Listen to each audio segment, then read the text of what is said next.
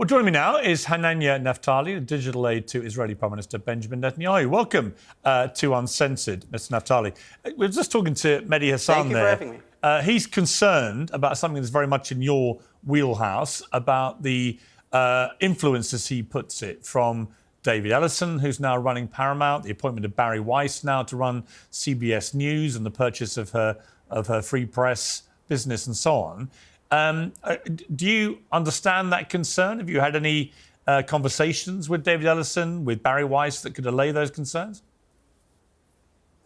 I didn't have any conversation with Barry Weiss in particular, but I listened to the interview and I have to say it almost sounds from listening to Mehdi Hassan that being pro-Israel is a curse. So, I would just like to make it very clear. I'm proud to be pro-Israel. I'm proud to be Zionist, and I think that there's nothing to be ashamed of that. Israel is actually at the forefront of fighting for the sake of Western civilization, and there's nothing to be ashamed of that. But on top of that, I have to say that the fact that Mehdi at least, raised serious concerns about one media outlet that's been relatively pro-Israel in, the way I see it, in a world full of anti-Israel mainstream media, that's actually a blessing to have, for once, an outlet that reports the facts. What is your digital aid? What does that actually involve? What do you actually do? Well, I've been working for Prime Minister Netanyahu for quite some time. I'm part of the digital team. That practically speaking, it's actually helping to manage the social media accounts and to basically be able to deliver the Prime Minister's messages out to the public. And I'm very proud to be able to do that. I think that Prime Minister Netanyahu is actually, he is going to be remembered as a Churchill, if you ask me, that saved not only Israel from radical Islam, but also Western civilization, because we are right now in a fight. And while everybody around the world is busy blaming Israel for the world's problems, we are actually facing a serious issue. You see radical Islam taking over the world. You saw that with the Manchester attack. You see this in the rise in anti-Semitism. And the question that I'm asking is, if their problem, Piers, is only with Israel, then why do we see rise in anti-Semitic attacks against Jewish people who do nothing but wanting to live and pray freely, without the need to fear for their lives? Piers, we are probably the one group in the world that is advised to hide our identity. When I travel and speak about Israel abroad, I'm advised to hide who I am. But of course, the way I see it, we have nothing to be ashamed of. But the sad part is that Israel is not allowed to win wars these days. I have to tell you, Thatcher saved Britain's economy from collapse. Churchill saved the world from fascism. And right now, Netanyahu is doing what every great leader does, saving its citizens, fighting to bring freedom and victory. But quite frankly, we're seeing right now that based on mainstream media outlet, we have to lose. We have to lose because we're Jewish. We have to lose because we're strong. And we have to lose because we refuse to back down. Well, I don't think anybody. I take issue with that. I don't think anybody wants Israel to lose. I think what people have been increasingly concerned about, and I'm one of these people, is the scale of the response to October the 7th. Here we are 2 years later. The war aims were to defeat Hamas, which has not happened, were to have the hostages released. That hasn't happened either. Been no hostages released now for many, many months. And the war aims have not been achieved, but in the process, 75% of Gaza has now been completely destroyed. The functionality of Gaza has been pretty well reduced to nothing, with the hospitals, schools, everything being reduced to rubble. And that you've got over 60,000 people being killed. We don't know exactly how many are Hamas, but we do know that it's an estimated 20,000 plus children who've now been killed in this. And it's the scale of what's been going on, the total devastation strategy, which has really concerned the world and has made Israel's government increasingly a pariah government. And, as somebody who has always supported Israel, who absolutely defended Israel's right to defend itself. In fact, felt that Israel had a duty to do that after October the 7th. I'm very sad to see that so many people, you ask why are Jewish people feeling threatened and coming under attack? It's horrific. There's nothing worse than anti-Semitism. It's a disgusting thing, particularly given the history of the Holocaust and so on. But there are clearly people who are using what they see as the massively disproportionate response of the Israeli government to October the 7th as an excuse to persecute Jews. And I've said this for a while now, that it really concerns me that the longer this goes on in Gaza, the more unpopular the Israeli government makes Israel and the more dangerous it makes life for Jewish people. And, some people respond to me saying things like that by saying, well, you're an anti-Semite. Well, I'm not. I love Israel as a country. I love Israeli people. I know many of them. And I want Israeli people to live in prosperity and security. But I also want Palestinian people to enjoy the same liberties that Israeli people have. And I think we should better have these conversations without being branded anti-Semitic. I think it's a fatuous thing for people to say if you're not actually anti-Semitic. There are, as you know, enough anti-Semitic people out there to not include people who are not anti-Semitic. So that is where I think Israel's got itself. Well, I have to join your remarks and actually say that as an Israeli, as a Jew, I love the Palestinian people. I don't wish for any human being to suffer, and actually it's very sad to see that the amount of suffering that Hamas brought to the people in Gaza. To think, I'm not saying that you're implying that, but when people imply that we Israelis take joy and celebrate when we see Palestinians suffer, it's insane. Of course not. I don't celebrate when I see people suffer. But on the other hand, I do remember who danced in the streets and celebrated when Hamas butchered my people on the 7th of October. But I also have to say back to, in response to what you said, Israel is acting in accordance with international law, with the armed conflict law, with the Geneva Convention that actually says that the Genocide Convention that basically says that in order to carry out a genocide, you need to have an intent to destroy a group of people. And clearly, you know it, and I know it, that Israel has an incredible military capability. If Israel wanted, it could have erased Gaza in 2 days. And here we are, 2 years later, and you see that we're still at war. And it's because Israel is upholding the highest standards of human rights. We don't want to harm the Palestinian population. And as a matter of fact, when I served in the Israel Defense Forces, I was never taught to target civilians. And as a combat medic later on, I treated and I saved with my own hands an Israeli soldier in the Israel Defense Forces. I saved the lives of Palestinian people. So I want to use this opportunity and say that we don't hate the Palestinian people. Those that say, I hate someone just because they're Palestinian, they're in the wrong. And they don't represent I certainly haven't accused you of that. I mean, my question for you would be, are you a journalist now? Do you consider yourself a journalist?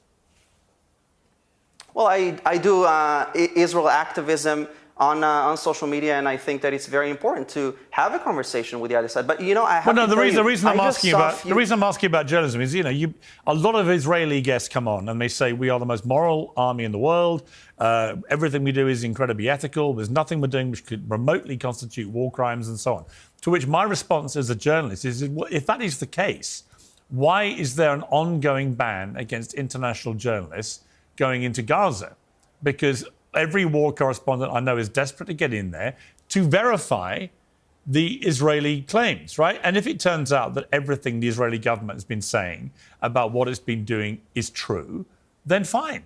But there seems to be a growing suspicion that the reason why Prime Minister Netanyahu continues to ban international journalists is because he's doing stuff he doesn't want the world to see. Well, I think that first of all, I heard the Prime Minister Netanyahu saying on an interview that journalists should be able to enter into the Gaza Strip and report, but we have to keep in mind that it is an active war zone. and you have to make sure that you are safe. We want to keep but he's the not lives doing of it. journalists. He's not doing it out of the safety of the journalists. Let's try and have a grown-up conversation. Netanyahu's decision to ban international journalists has got nothing to do with him being worried about the safety of journalists. If he was concerned about the safety of journalists and their well-being, then over 200 Palestinian journalists would not have been killed so far in this war, which is a record number for any conflict of modern times. So I think this argument that's put up, with all due respect, that it's for the health and safety concerns for the journalists is nonsense. I think that it would be incumbent on Israel right now to actually let journalists in to do their job and to verify either way whether what the Israeli government has been saying about what it's been doing in Gaza is true or not. And the longer that ban remains in place, the more the presumption will be, and I completely understand this presumption, will be that we are not being told the truth and there is a reason for this ban continuing. Well, I have to say on that note, what I know, which is there was an instruction to allow journalists in, and I don't know what the Israeli army is doing in that regard. But I have to say that I think that journalists should be allowed to go in, but at the same time we have to make sure that they are being safe, because you're entering an active war zone, and Gaza is a very they know how to operate densely populated area. Again, look, with all due respect, Hananya, I know lots of war correspondents from CNN, from BBC, from Reuters. I've employed many of them when I ran newspapers. They do their own risk assessment. Yeah. Their networks do their own risk assessment. Their employers do. That's what they do all the time. They're operating in war zones all the time. You know, half of them have just been in Ukraine. You know, this is not something they're not newbies to this business. This is just an unprecedented situation where for 2 years of a war, they have been literally prevented from doing their job on the ground because the controlling party here, the Israeli government, has issued a ban. And we all know that. So I just find it extraordinary that this ban goes on and the Israeli government doesn't understand. The longer it goes on, the more suspicious it gets. Well, I have to say on that note, obviously, we also know who else is in Gaza. We have 48 hostages, and to me, it's just insane that you have Hamas, a terror organization that holds the bodies of hostages, dead hostages, that are in the Gaza Strip. I agree. And they won't even let them come home. But you know, Piers, I have to say on that note, I just saw a few days ago an image that just, I just have to share this with you. I saw an image of Abigail Idan. She was kidnapped when she was 3 years old. Hamas kidnapped her on the 7th of October. And there was a picture of her carrying her school bag and heading to school after being returned to Israel. So I think that this is the true victory that we see, that life in Israel goes on and we are not going anywhere. And I think that, you know, in regards to this whole peace plan and the efforts being made to bring our hostages back and put an end to this war, because we all know, and I think you would agree with me as well, that we have to end this war as soon as possible. And you know, the sooner the better, all while remembering that we must bring the hostages as soon as possible. Every day that they're there is a day in a living hell. And as we're speaking right now, there are still hostages in the dungeons of Hamas suffering simply because they're Jewish.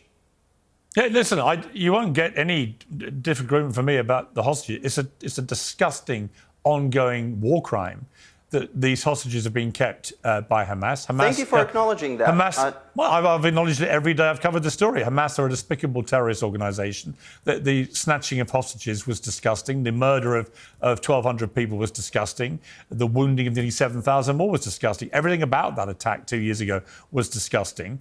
With regard to the peace deal that you just referenced, you know, a lot of people...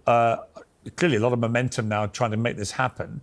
A lot of people believe the catalyst for the real momentum came with a furious denunciation by President Trump of Prime Minister Netanyahu about the attack by Israeli forces on Doha, on Hamas negotiators, that was done without prior agreement from the United States. Doha obviously has a huge American military base there, the biggest in the Middle East for American forces.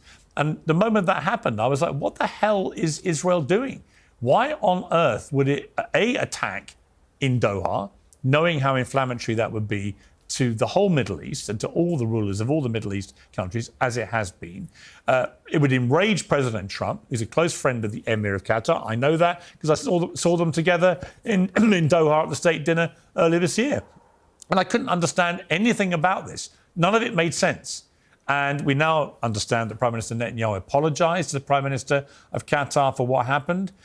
Donald Trump has now given security guarantees to Qatar that if this happens again, the United States will get involved in defending Qatar's interests. It seemed to me a calamitously bad decision, and it failed. You know, no Hamas commanders were killed. A Qatari security guy was killed. Other people totally unconnected were killed. I mean, do you concede now that this whole thing was a complete fiasco and should never have happened?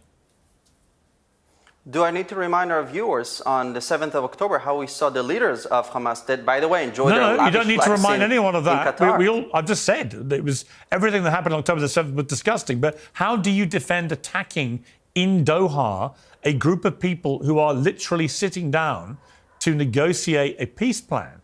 What message does that send to the world about Israel's commitment to actually wanting peace? I didn't understand it then. I don't understand it now. We've now got an apology from your Prime Minister, your boss. Fine, but why did he do it?